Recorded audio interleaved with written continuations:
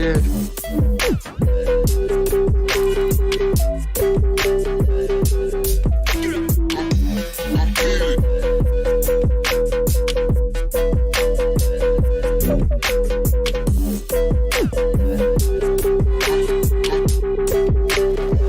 I told you.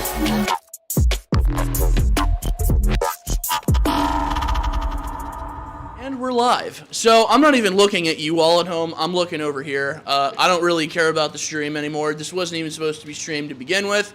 But because I am a good and generous God with a lowercase g, I'm allowing all of you at home to watch one of my good friends tonight do his stream.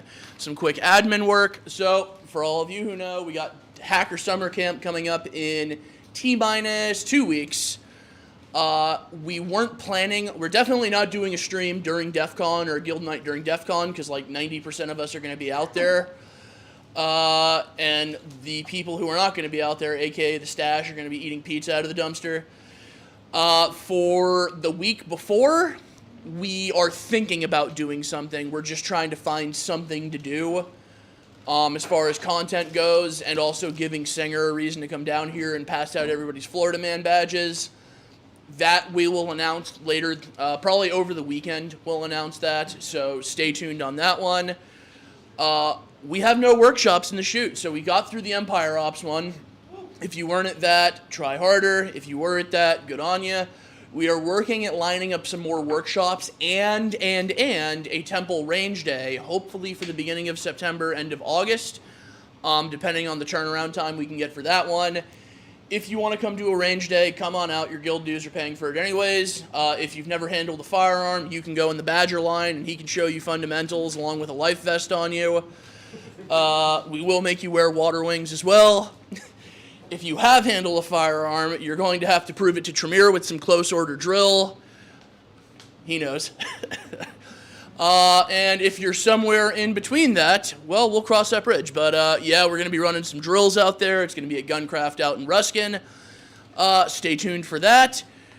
Also, before we get started for the evening, I have technically a whole bunch, but two who have never been down here before of my groomsmen and very close friends. I want to introduce the Lorax, who is speaking tonight, and my good friend Count Chuckula, who is also not speaking tonight. He's just going to be watching and critiquing. What the hell? Oh, okay, yeah, the screen changed behind me. Squirrel, yeah, I know, I've got like half my groomsmen. I guess we just need Dr. Sunny down here, and we're squared away. Yeah, right? And Laura. Gotta have Laura. Yeah, I gotta have my fiance here too, and not a minister, Catholic priest, because I am not a Protestant.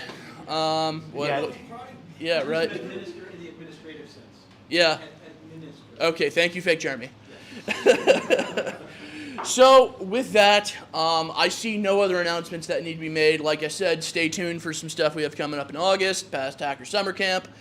If you want to go out to DEF CON but can't, talk to someone in the Triumvirate, and we will figure something out to get you out there. We want eventually 100%. Actually, me and Crypto Derp were bullshitting last week about chartering a private flight to go out there. Yeah, you've got to. Or wait, was it Crypto Derp or was it Discord? It's Discord. Oh, okay, whatever. You all look the same. I've already got the numbers together. Yeah, so we could do a Temple Air next year, because each person would be paying like $300 or $400 per flight, which is what we'd be paying anyways. And we could bypass TSA, which means fake Jeremy can bring all of the things that he wants to bring without being shamed by TSA. So with that, yeah, right, and maybe you won't have to worry about getting stuck out in Tulsa. If you know, you know. Is there an intro for Joe, or can we just go straight to him? Okay, so there is an intro for Joe, which we will pan to now.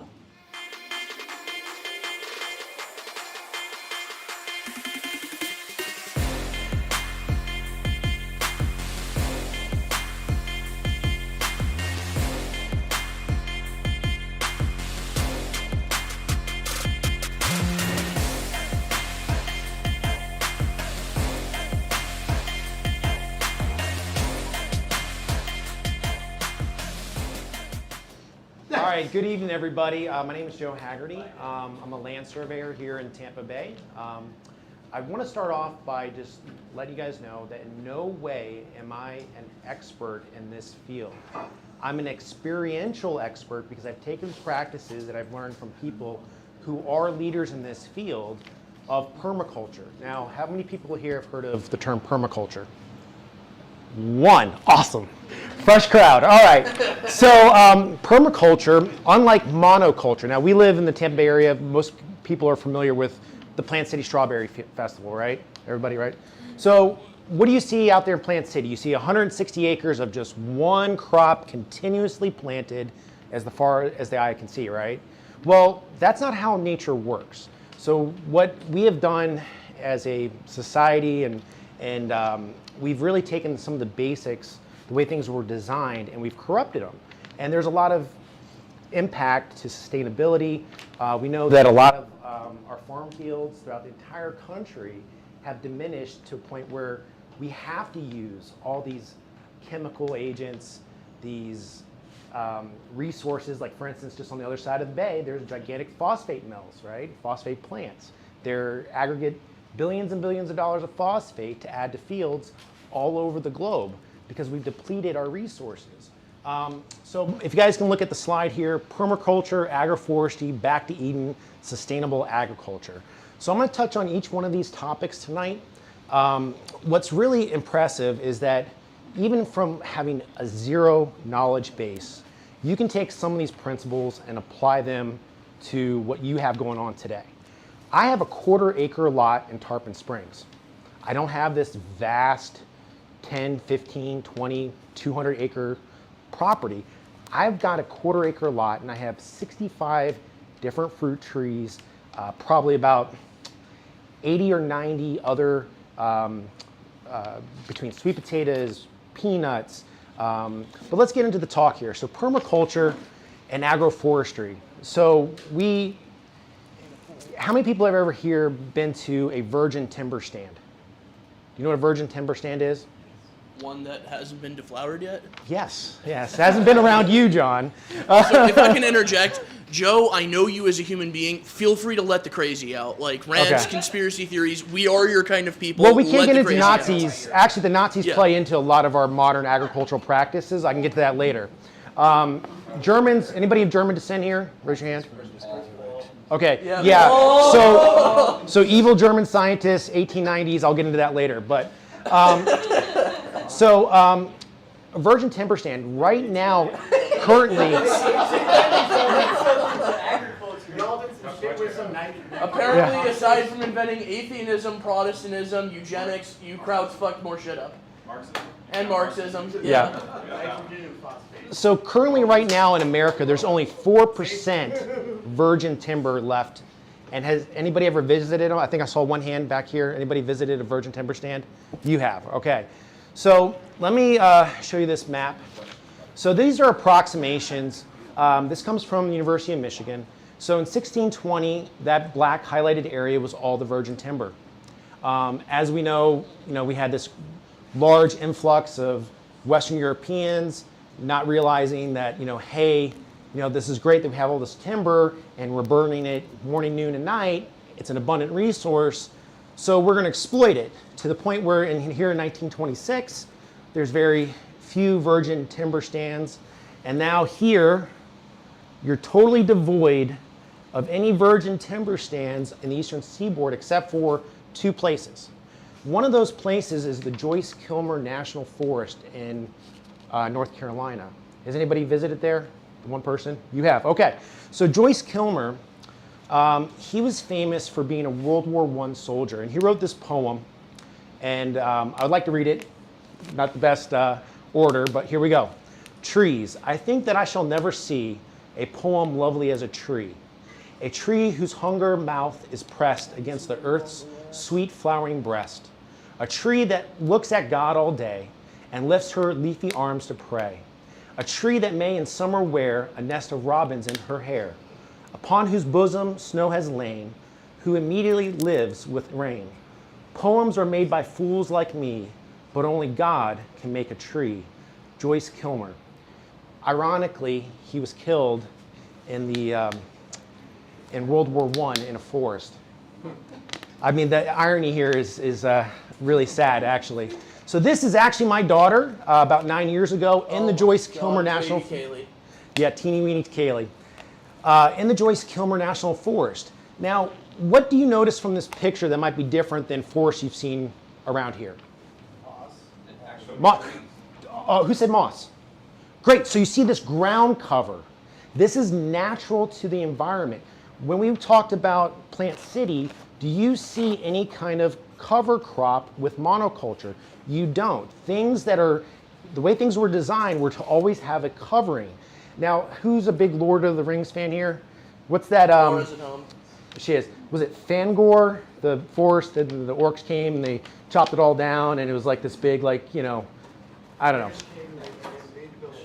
Yes, exactly. There you go. So you just can imagine if we back up to the map here, we have all these English settlers coming here like orcs, just decimating and decimating and decimating till there's nothing left. Now do you see why we call it the Lorax? And the consequences of that is that you lose this forest floor.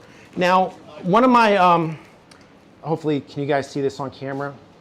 So everybody knows what, I'll pass this around, what sugar sand in your yard looks like here in Florida. Florida only has 7 to 8 natural minerals occurring in the sand, or in our soil rather.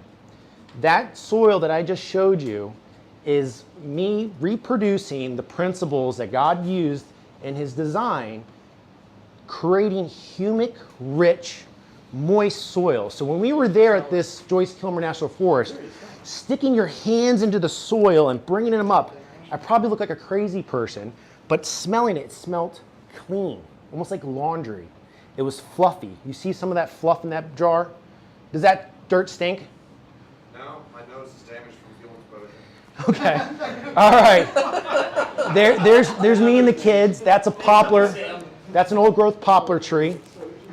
Now I'm sure I've been to the redwoods. Who's been into the redwoods? Poplars are not as cool as redwoods, but that is a old growth poplar tree. Interesting thing about the Joyce Kilmer National Forest, the reason why it's the only virgin timber stand was thankfully because we had the Great Depression, the stock market crash. This timber company that owned this piece of land lost all their money on the Black Friday or whatever. What is a virgin timber stand, by the way?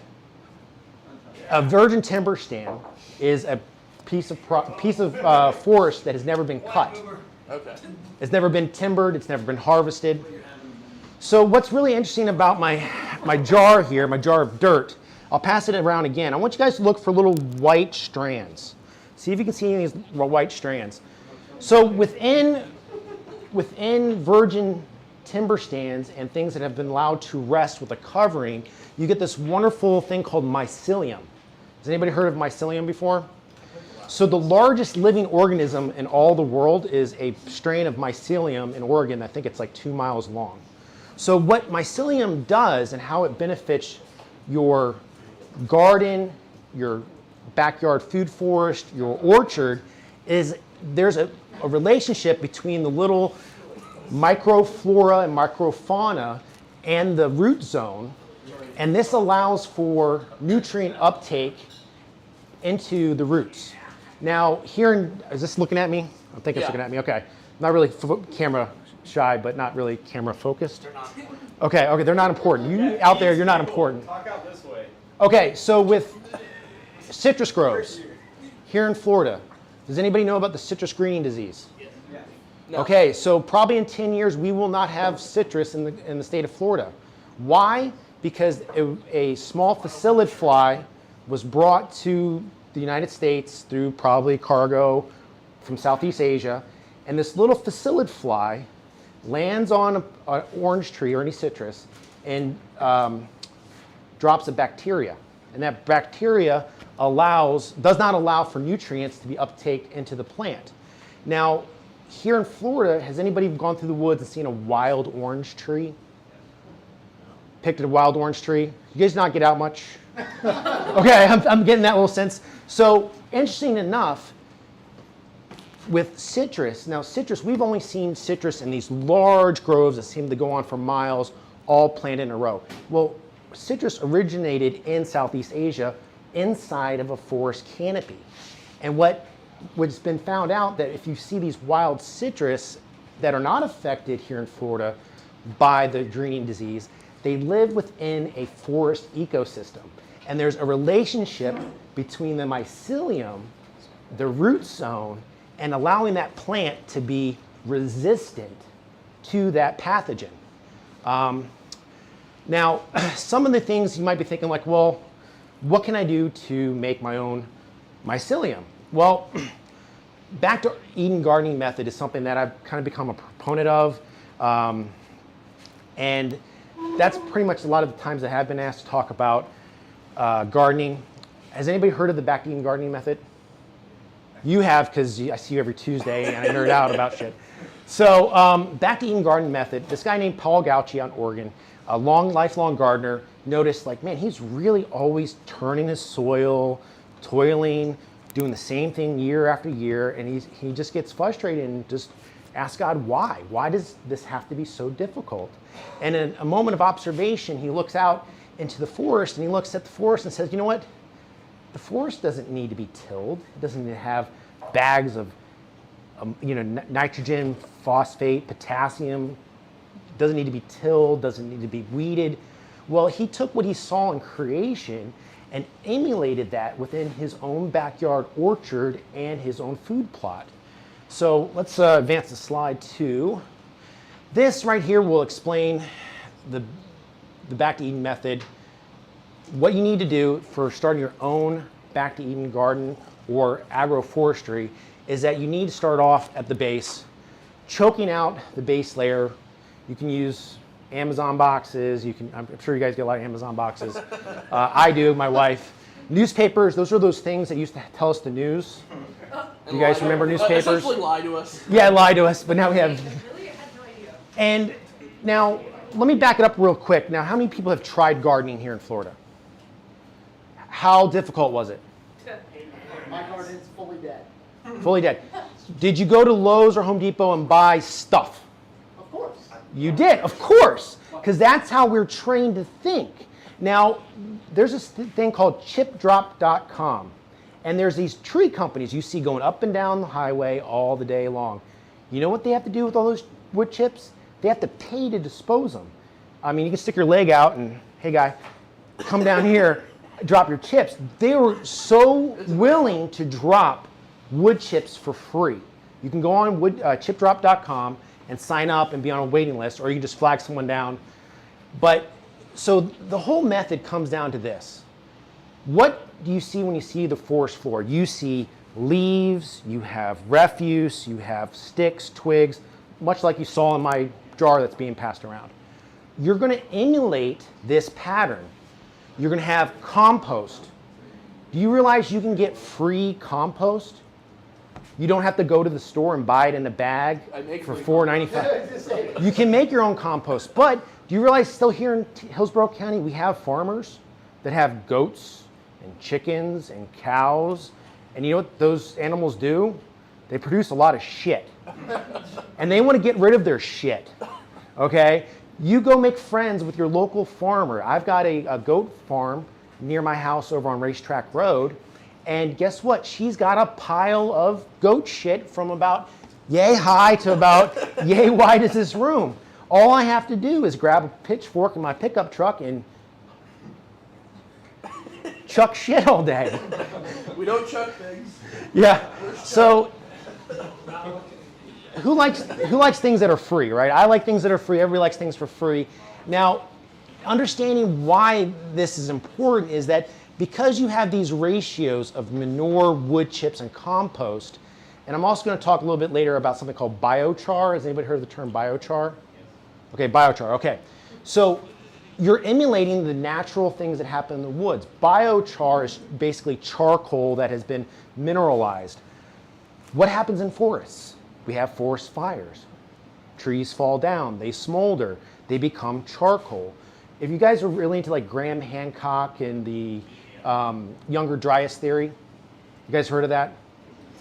Younger, okay, you got it back there, okay. So basically if the rapid melting of the ice sheet more than likely happened because of a comet, But what's interesting about that theory is that there is a charred layer within the strata that matches the Younger Dryas period all across the northern hemisphere.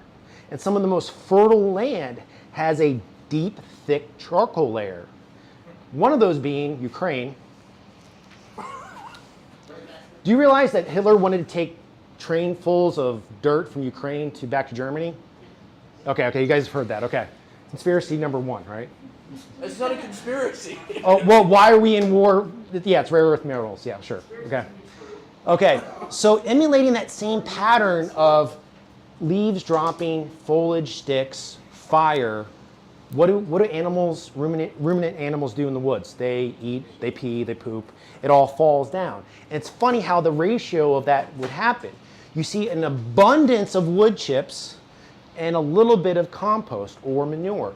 The ratio that you want to try to achieve is a 7-to-1 ratio. So this gardening method, back to Eden, is kind of like gardening lasagna.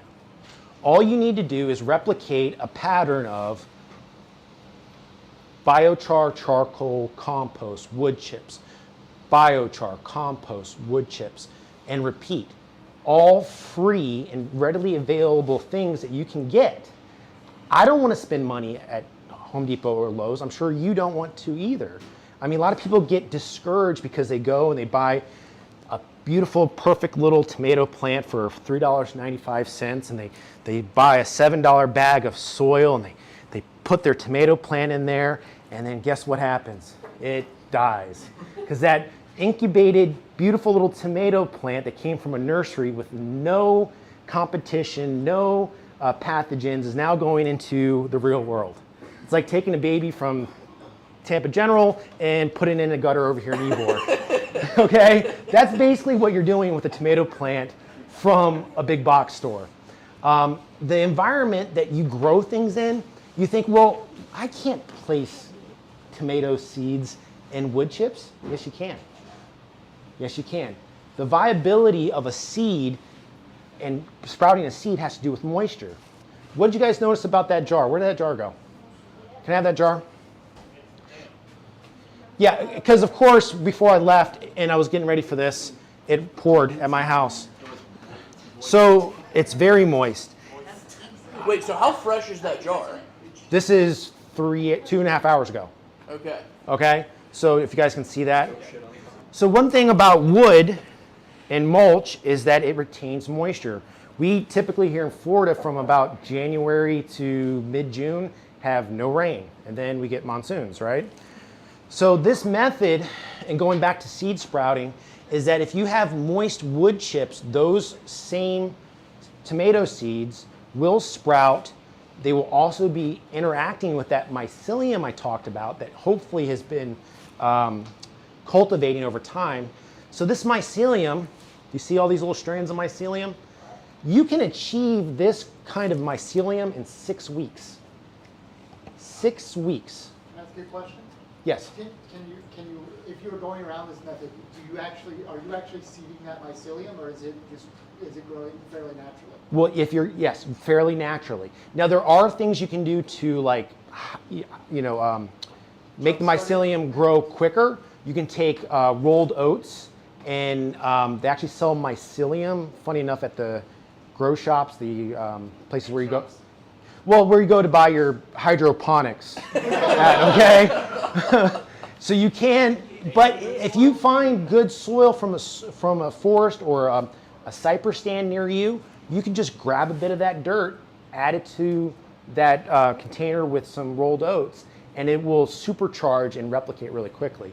But simply just getting a bunch of wood chips, and sorry ladies, peeing on it, and letting it be covered, it will start that process. Covered with what? Covered with a tarp. You can do, well, I would go against a tarp. I'd say like cardboard, something semi-permeable, something that's not going to raise the temperature too much. A tarp can start really baking all the beneficial like microflora, microfauna. So like, who has a green lawn at their house and a lawn service? So what does the lawn service typically spray? They spray nutrients and they spray pesticides and antifungals. What are they doing to the mycelium? They're killing the mycelium. So just like with, there are times you have to take antibiotics, of course, so I'm not like total anti-pharma or whatever, but the importance of probiotics is the same with mycelium. You want deep, deep, deep, deep fungal-dominated soil that's alive.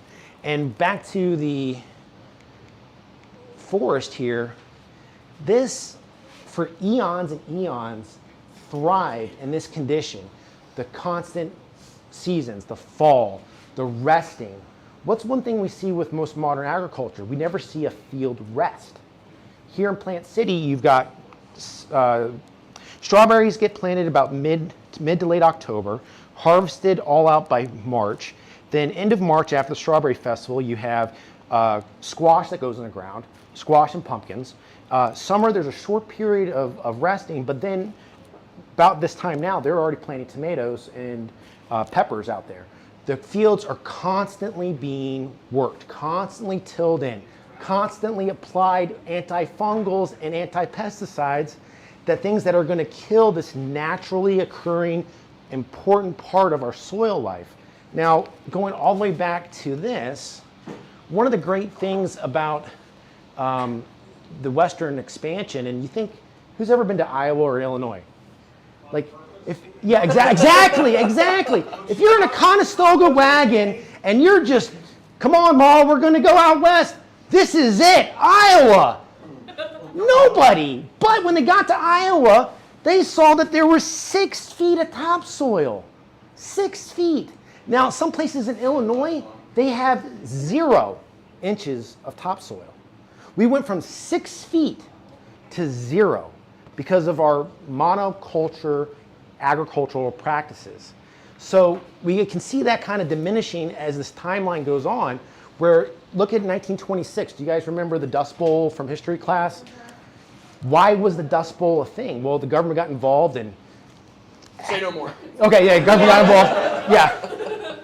Yeah, so instead of taking care of their land, which goes back to a biblical principle, in the Bible it talks about resting your field every 3 years.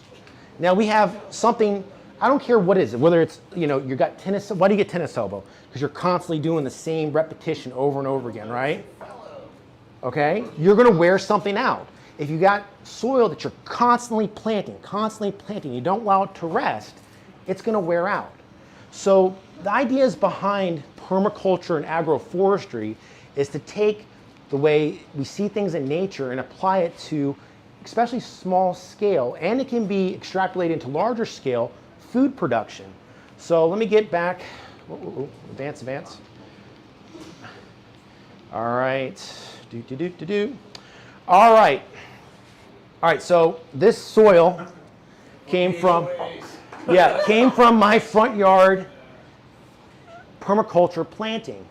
So the ire of my HOA is my front yard. Well, now, can I throw something out there real quick? Yeah. You know what you did to counteract the HOA? Was you became president of the HOA. Vice president, I was Kamala Harris, but I got stuff done.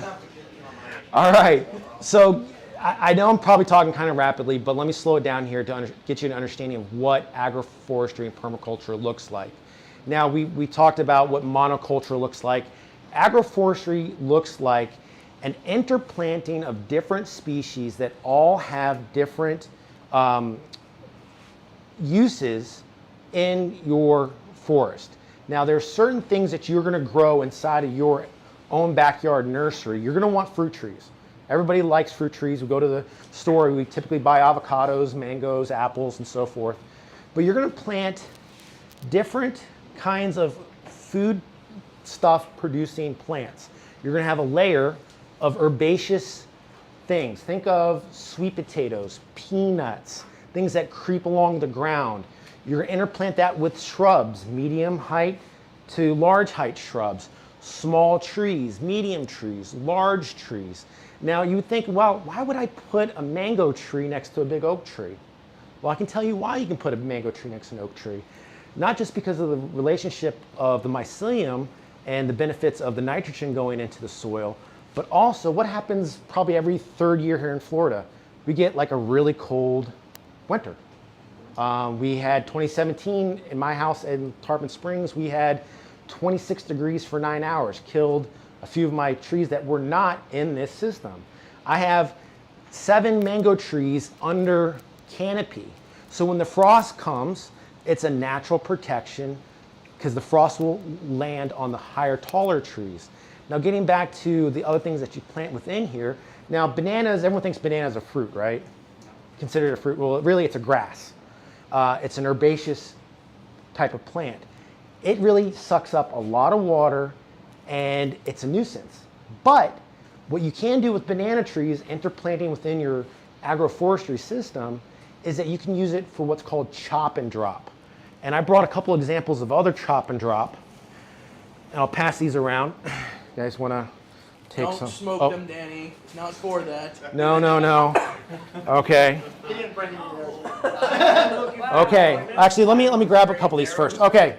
So chop and drop. These are going to be plants that you're going to plant that are going to be companion to your trees that you're growing fruit and things that are going to feed your family. Well, I can chop this, drop it, and it's going to feed the soil. It's going to keep that continuous layer of protection, that covering over the forest floor. So there are some benefits to some of this stuff. This is called Mexican tree spinach. You eat 3 leaves, you die, but if you boil it and throw out the water, you can eat it. Moringa. Now, I'm sure, have anybody heard of moringa before? Okay, it can cure cancer, baldness, itchy butts. I mean, there's a lot of things people say about certain plants. I don't want to get into that. But as far as a fast-growing plant that has nutrients, this is a great plant, if you're not going to consume it, to use as a chop and drop. Waxahachie grass. That's the common grass that belongs here in Florida. It grows in big tufts. You can chop it, you can drop it. Think of things that are very low maintenance, high yield. You've got different kinds of plants here where you can grow, bushes that produce fruits. You can grow larger story trees that maybe they have a purpose for like wood. Have you ever thought of like growing your own timber? Something to think about. Right now I'm growing a very large tree in my agroforestry system called a neem tree. It will eventually be a 40-foot tree, but I keep on chopping it and dropping it. Neem, have you heard of neem oil? Neem is a natural pest deterrent. It's also a fungal deterrent. So if I'm constantly chopping and dropping this natural fungal and pest deterrent, well, what's going to happen? There's going to be an effect throughout the system. Within that system that you see here and back here, I did this 4 years ago and have not touched it. Have not touched it. Have not added any kind of amendments. I let the system grow. Question? Oh, yes, I noticed with a large biodiversity of plants there, the water requirements of that must be extremely diverse, and I would assume at some point counteracting each other. How do you do it properly hydrate the entire lot? Or is it just I love that question. I love that question. So whoever had my house before I bought it 9 years ago decided to take the well out and irrigate with public water. So my watering my lawn comes from the public tap, which is expensive. So this whole 15 by 45 foot area, I capped all the sprinkler heads. I do not water this. I do not water this one bit. This system, you can walk away from most of these agroforestry systems. Now, if I were to want to plant sweet potatoes or peanuts in that understory year by year, that might be something you can do. And the idea behind the Back to Eden, Paul Gauchi, he is a Vietnam veteran who's suffering from exposure to napalm. He's got cancer. You see him as a little hunchback in this picture. He can't hold shears. He can't do a lot of the work he used to be able to do.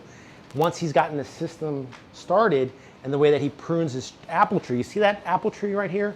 That's probably about 9-inch base, and it's no more tall than he is. See how the branches are curved down? He's keeping his fruit trees at a manageable height. So some of these principles have actually even gone into modern agriculture. For instance, like in parts of Africa and South America where they have mango farms. Typically mango farms were 15 feet on center. Now they're only 8 feet on center, and they're not allowing them to get more than 3 meters high, 9 foot tall, because a big tree, what's going to happen with a big tree? It's going to require more manpower, cranes, cherry pickers. You're not going to have as much food production per square meter. Also, the health of a tree is better if it's constantly pruned.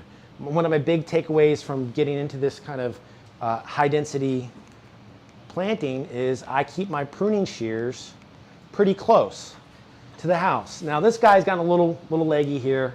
There's some winter damage, but I'm constantly going in here and trimming.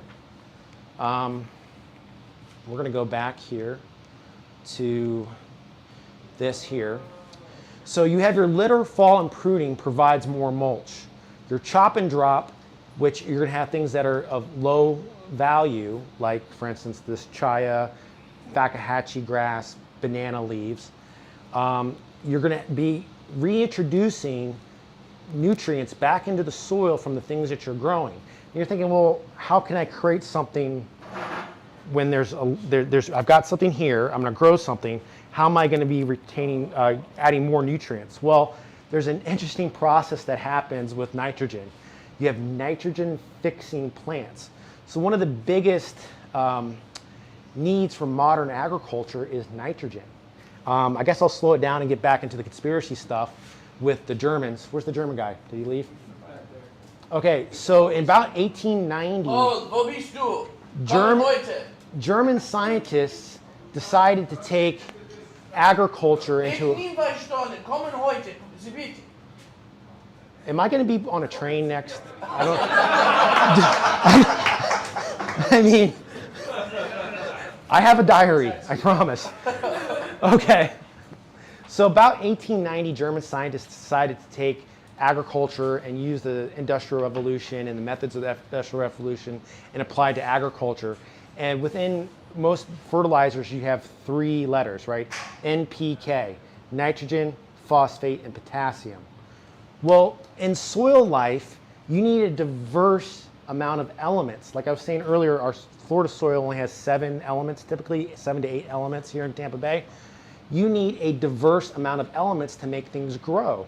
For instance, with stone fruit, peaches, plums, you need to have zinc, boron, and selenium in your soil, or you get certain pathogens that will attack a tree and make it not produce fully. So going back to the German scientists, well, they decided, hey, listen, we're going to focus on nitrogen, phosphate, and potassium. Readily available things that we can use. And who here bodybuilds? Some of you guys look like you bodybuild. Anybody here? So nitrogen is like steroids for plants. The function of nitrogen within biology and agroforestry, nitrogen is something that makes you shoot up out of the canopy. It makes you want to grow really fast and quick. Well, here comes World War I. We have all these munitions and all this ammonium nitrate that's left over. What are we going to do with all this ammonium nitrate?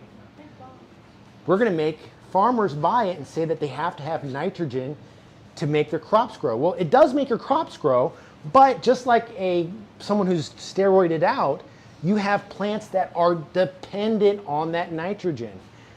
With growing mangoes and avocados, one of the worst things you can do is add additional nitrogen, because what's going to happen is that tree is going to get all this energy and it's going to grow up.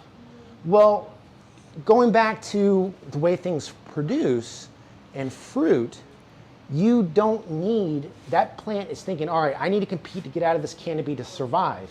Well, a response to most plants when they have injuries is to reproduce. my grandmother used to grow apple trees in the Maryland, Virginia area. And what she would do for an apple tree, if it wasn't going to produce one year, the next year she would take a baseball bat and give it a good old heave-ho and mar the side of an apple tree. Well, guess what? That stimulus creates the response to flower. A damaged plant wants to reproduce because that's what a piece of fruit is. This is its reproduction, okay? We want to take a plant and stop thinking that it's a 14, 15-year-old boy on the football team and wanting to get really big. We want it to be in its 30s and 40s, getting married, John, and wanting to reproduce. Okay. You're damaged goods. So it's really interesting about that relationship between nitrogen, potassium, and phosphate is that what is in charcoal? Anybody? Carbon? Carbon, but there's also a lot of sulfur, a lot of potassium, are some of the byproducts of burning charcoal. Why that's important, going back to the biochar, into this method, is that you're going to be adding some of these other minerals that are not necessarily here present in Florida. But like I said, this is only 4 years of accumulated growing of my own soil. Wait, so that's from your backyard? That's just a demonstration. Okay, Yeah. okay. But here in this jar. So I went from sugar sand to this. So like I said, I mean, I'm not the best as far as the science behind this. I've taken what I've learned from other people, other gurus, and I've applied it and it works. Now, how to bring this back to sustainability and prepping and stuff, yes. You can think long term, you can think short term. The best time to plant a fruit tree is either 15 years ago or today. So if anything, if you're thinking about your long-term survivability, having a food system forest has a long-term benefit. Now, granted, we can try to do a victory garden and grow enough crops, and a lot of that stuff is interesting. I know a lot of people can talk about it, but it's something that you guys, having real jobs, 9 to 5, most of us are 9 to 5 guys, that you can do this bit by bit and have something that's sustainable, something that's going to feed you from year to year. My avocado trees, where are they? Back. These avocado trees produce more avocados than 4 humans can consume in probably a year. I have 9 of these things. I box these and send these to my dad in Montana. I knock on the doors of my neighbors. They all think I'm crazy, which I'm sure you guys think I'm crazy too, and give away so much abundance. From my little 1/4 acre food plot, I can get from my peach trees 1.5 bushels of peaches per tree per year, per season. Do you know how much a bushel of peaches is? No. It's a shit ton of peaches. Why didn't you just say that? You can't eat a bushel of peaches. 4 people can't eat a bushel of peaches.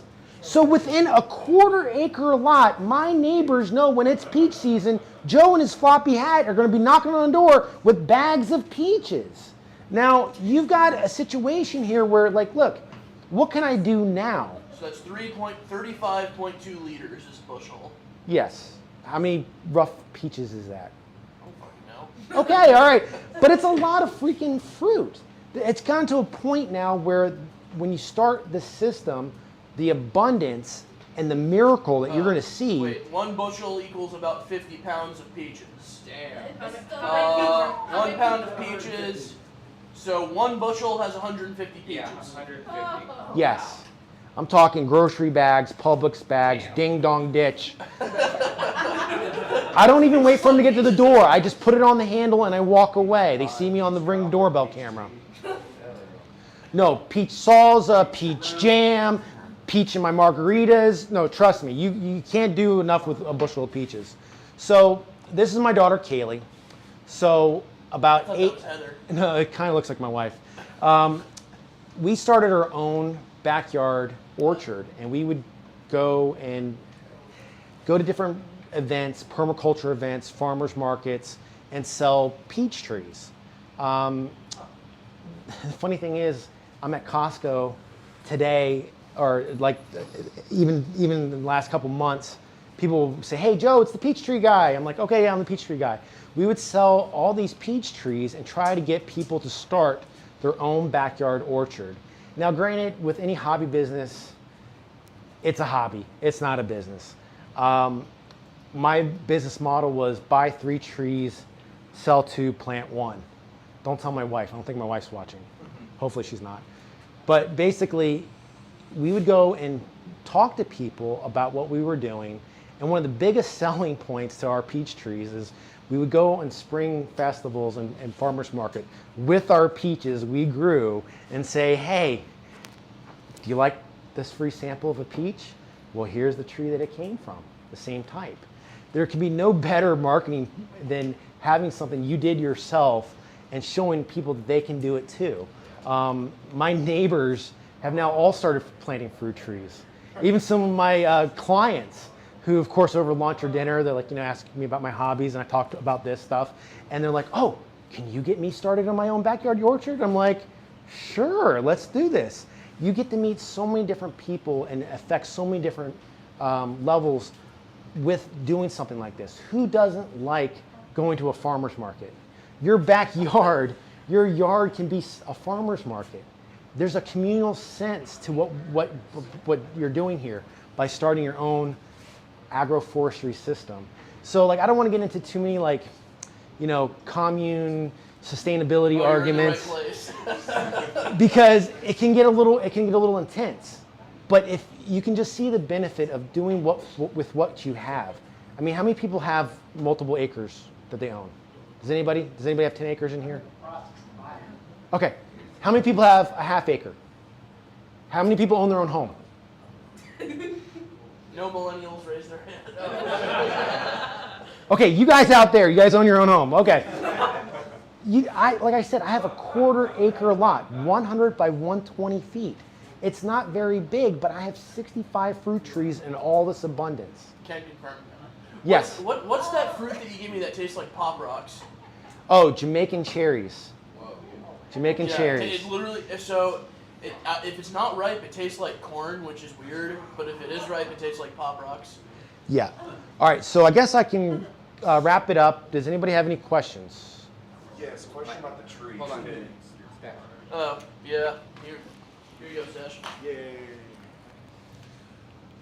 Question about the trees. Obviously, love peaches, love fruit, all those things are delicious. The layering that you showed before with the manure, mulch, compost, paper, what happens when the root system penetrates down to the lowest layers and into the dirt below? Great question. So we have certain trees have a taproot that does go straight down. Most roots actually go out laterally, not as far as down. Have you ever seen an old growth oak tree that's fallen over after a hurricane? It's this big spider web of roots that go out laterally, not down. So yes, you will eventually have something that might, like a taproot that might penetrate that barrier, but you're creating a network of roots that are expanding laterally, and the drip edge of the tree typically is where your root zone is. A lot of people make some mistakes, common mistakes, planting trees. I'm sure you guys all seen trees in a park that it looks like a big, gigantic volcano, where someone digs this big hole, and they go to Home Depot and they buy a bunch of $7 bags of compost and put all this nice compost in a hole, spend all this wasted money because none of the nutrients, none of the roots are going to utilize that. I guess I can get into talking about planting of a tree. So if you do buy a 3-gallon tree, you're going to want to plant the depth of that hole only 3/4 of the height of that pot, and you want to take that diameter of that 1 gallon, times it by 3, and you're going to go that deep and that wide, and you're going to amend the soil with your compost and your mulch out here in the periphery. You don't need to put a bunch of good soil, $7 bags of soil in a hole, because it's not going to have any benefit. If anything, it's going to have negative impact, because that soil you get from Home Depot with that $7 you're creating a place where all this moisture is just going to sit. And it's going to be trapped. It's going to create root rot. A tree needs to breathe. That's one thing that's also important about the mycelium and this network is that these roots get to grow out further when this is happening. Does that answer your question? Pretty much, yeah. Cool. All right. So for that newspaper that you lay down, what happens to all that soil that's underneath the newspaper? Is that just like dead space? Yes, you want to kill any kind of centipede grass, nut sedge, your floratan, anything, your typical turf grass. You want to kill it dead, gone, because all it's going to have is weed penetration. You want to, but here's the thing: there's a lot of people within the gardening community who will say like newspapers and cardboards have toxins, blah blah blah blah blah. Very negligible. It's free. You can get cardboard. You can go to the back of a Publix, ask for the cardboard out of the smashing machine. They'll give it to you. I really want to impress on you, get things that are cheap, free, easily available. Do not spend money at Home Depot and Lowe's. Just put all that on top of your grass. Yeah. Anything else? Questions? Oh, we've got one. Calypso. Oh boy, Calypso's first question. So you mentioned that you have an abundance of fruit that you try to get rid of. Is there a possible way that we can get it from you? What are those? Starfruit. Thank you. And also the chop and drops. And He's got more in his trunk, by the way. yep. You guys are welcome to take anything that's up here on the table. So the cactus pods, these are edible. Cactus pods. So these don't have any spines. Don't be like my Boy Scout guys that would grab a cactus and say, ow. So yeah, these are edible. You can clean them, grill them, eat them raw. I'm not going to die. Okay. He just ate cactus. Any other questions? Any other questions? Okay. Wait. Oh, hang on. That was Jeremy that did What? that. You shut the lights off in there. Okay, real quick. Could you talk about salad bar beef? Okay, Salad Bar Beef is a great book to read if you're going to buy large acres, 10, 20, 30, 50. A guy named Joel Salatin, who's kind of the one of the Mount Rushmore of permaculture, wrote a book called Salad Bar Beef. And you have things within agriculture that you normally see with raising cattle that are counterintuitive to the way a cow would normally eat, and how you can take a cow and use it as your tractor. You can use animals to till your land, to prep your land. One of the things that they do within that system is that they will quarter off a cow into a 100-yard by 30-yard paddock and make them eat. Because cows are lazy. Cows just want the best part. You put them in a smaller area, they're hungry animals. They'll start eating the things that you don't want. And then you know what those cows are going to do? They're going to poop. And then you bring your chickens and you put your chicken feed on top of the cow flop. Chickens go over there and what do? They move the cow flop and they spread that compost out. And you rotationally move your animals so that that site that you started off with first, if you're going to do row crops, it's already prepped and already had more nutrients provided by the cows and the chickens shitting and eating and shitting and eating. And then instead of having just these cows out in these 20-acre fields just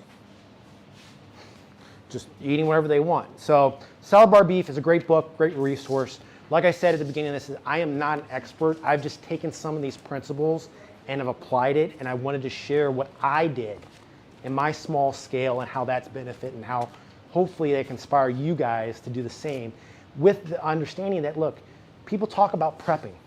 People think that, you know, they're gonna bug in, bug out, whatever. I'm gonna, like when the pandemic hit, what happened? Everybody went out and bought all this gardening shit.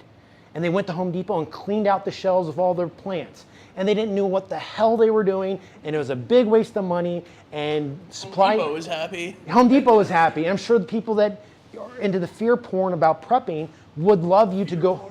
It's fear porn. It is fear porn. We know what that is. We really do know what that is. Fear porn. People that profit off of making everybody afraid about something. Look, if the supply chain breaks down and I-10, I-75, I-95, something happens, guess what? There's no Publix, there's no Walmart. We know what it's like here in Florida when there's a hurricane, 1,000 miles off. Everybody's running to Publix, buying it all. Look, if you haven't gotten yourself prepped before then, you're screwed. You're just going to be the ones that, we're going to make sure that you don't get past our front door. But Loot drops. the thing about this is that this is something that you do not have to daily maintain. If you're into hydroponics, what do people that grow hydroponics? They're constantly checking and maintaining them. Well, that's because they're stoned and they have nothing better to do. Well, I mean, Hang risk on. reward. Count Chocula has a question. So Lorax, I noticed when you asked about people that own their own homes, the majority of the hands didn't go up. Yeah. So I'm assuming a lot of people who either rent condos, apartments, houses, whatever. Is there anything that they can do? Is there something on their patio they could grow if they have access to a small yard? What can the people that don't have the luxury of having a yard, what can they do? Okay, so hopefully you guys are people that like other people. There's a huge network within Tampa Bay of people doing community-supported agriculture, CSAs. One of the biggest ones I would recommend is Sweetwater Organics. A guy named Mr. Rodriguez, a local yokel, is an internationally renowned expert in growing organics. It's right in the heart of town and country. You would think, why would there be a farm in town and country? Literally, off of Hillsborough and George, there's a farm back there. And they have community-supported agriculture. You can buy a quarter share, a half share, a full share. And during the growing season, you can get sustainably harvest fruit, vegetables, and they use some of the same aspects of the deep mulching permaculture in their annual crops. So there is a lot of crossover from what I'm being a proponent of and what other small scale CSAs. Like I said earlier, get to know your farmer. Even if you can't grow, or even you don't want a CSA, go buy local. There still is a remnant of local places to buy goat milk, cheese, butter. You just have to get into those networks. And when you get into those networks, guess what? You're gonna catch this disease and you're gonna buy a piece of property and you're gonna have 65 fruit trees. Okay? Question. So you mentioned organic. What's the difference between the organic you're talking about and the organic that the USDA is talking about? Okay, so that's a huge hot button issue. So the USDA organic is it's basically a marketing tool. So I can say I grow things organically or beyond organics. It's a phraseology. So if I were to say, hey, you want to come to my backyard farm and buy some organic peaches, I could be liable for misrepresenting what I have because that's a USDA term. So the thing about organics is that it doesn't have to use all organic processes.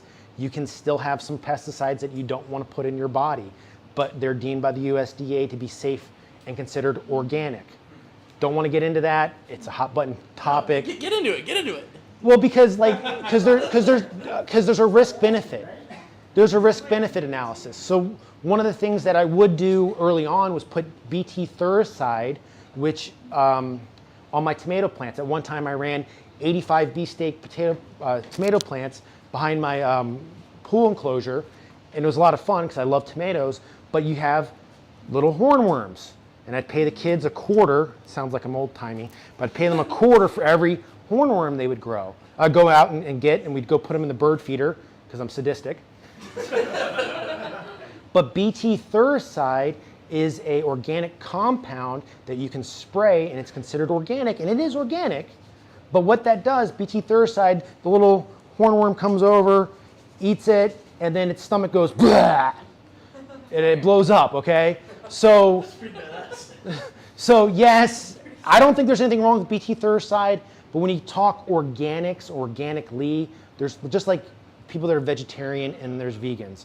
We know some very nice vegetarians and we know some real pain in the ass vegans. You want to know how somebody's vegan? They told you the first. Don't worry, they'll tell you. Yeah, exactly. So it's all about risk and benefit. Now, granted, look, my grandmother, who I learned a lot about growing stuff, she was a child of the Depression. They're spraying, the pump sprayers with the fumigating stuff. She didn't die from eating tomatoes that had some kind of toxic poison on it. She died from a heart issue in her late 80s. So there's some things that you kind of have to generalize and just, like I said, risk versus reward on what you're going to do. But let me tell you about this system too, as far as how your food tastes. Now, with the way that we do agriculture, you're getting peaches and plums and things that are grown in California. Some of the best soil in the whole country is out in California. It's shipped across I-10 down 75 to our local Publix. Look at your sticker. Look where it's grown. That has to be picked when it's not ripe. We'll go back to my first picture. Have you ever eaten a tree-ripened piece of fruit? Raise your hand. Good. How much better does it taste than a Publix? But how much better does it taste? Like cherries off the tree. Yeah, because the sugars have developed. And a neat thing, and I really, there's some science behind there's a certain enzyme that happens when a plant that is attacked by a hornworm or other kind of predator, it actually produces an enzyme to protect itself. And we used to be commonly ingesting that enzyme, and it's something that we in our general diet don't have. So there's things with having your own organically grown produce in your backyard. You're getting benefits of the sugars and the nutrients being fully developed within the fruit, and also some of the enzymes that you're not normally getting. And trace amounts of probiotics. I mean, not to sound crass, but there very well could have been a robin pissing on my peach there. And, or John, yeah. I piss on Greg's stuff next to our Willie. But any other questions? I'm gonna throw a hardball here. So the back to Eden part, where's the Eden in the Christianity and all this? Well, it goes back to the way things were designed. You look at the forest; it is operating the way that God designed things. There's no one toiling to make these things grow the way that they are. That natural cycle of you have spring, you have things that bud, you have the summer, the full growth, these competing elements.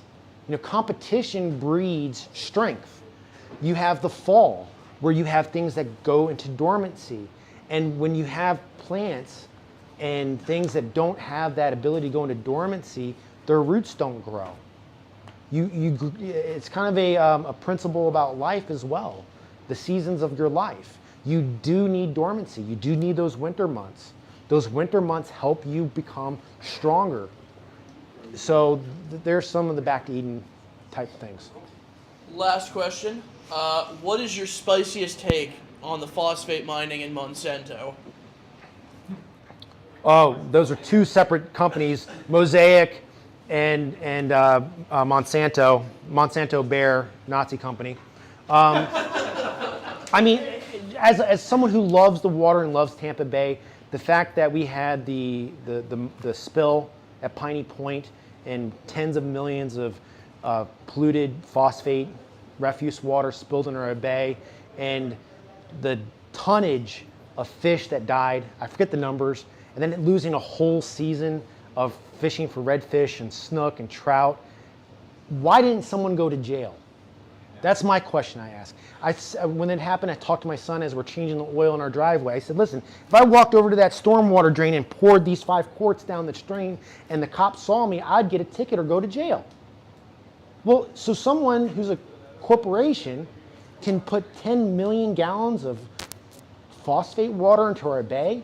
And which was really sad, at that same time when that happened, there was a local fisherman who was redeveloping oyster beds near the Skyway Bridge. And because of that disaster, all his work with University of Florida and the marine laboratories and all that stuff went to shit. How many people have had any oysters from Apalachicola Bay recently? You can't, because there's a moratorium. Do you realize when Tampa Bay used to be the largest oyster estuary in the world. When Spanish explorers came here, there's a great article from the Tampa Bay Times from 1950 something, if you Google it. A guy chronicled all the Spanish, Dutch, English reports of Tampa Bay. And it's funny how, I live in Pinellas County, why they call it Pinellas County. Well, Pinellas County had these really large longleaf pines, and on all the old Spanish maps, good for masts. But one of the really interesting things about the Tampa Bay was that they said that it would take 3 hours to enter the mouth of the bay if there were schools of fish flowing in. That's how abundant our Tampa Bay used to be, and now you're just excited if you get a redfish. I mean, it's devoid of a lot of life, and yes, there's things that happened way before our time, things that we can't change. But like for instance, and going back to how this applies to agroforestry and taking something that's been commoditized and subdivided in a subdivision, something that's been stripped, and returning it to a system that was natural, and how much abundance in a short period of time you can take something that was ruined and make it abundant again, because that's the way it was designed to do. So. Okay. What about Monsanto? You said you were going to discuss Monsanto. I don't think there's enough time, and I think you guys are all pretty aware of Monsanto, and just look at if you guys want to do some deep diving with Google, look at Monsanto St. Louis. There's a lot of information. Well, 30 seconds, Monsanto St. Louis. We could always take it off camera too. We could. Yeah. Yeah. Yeah. Oh, I mean. Okay. Here, we'll go ahead and kill the stream, and we'll resume this one because I want to hear what you have to say.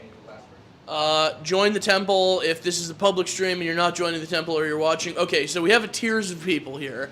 Comes to the temple, belongs to the temple, but doesn't come to the temple, and then all the way down here doesn't belong to the temple.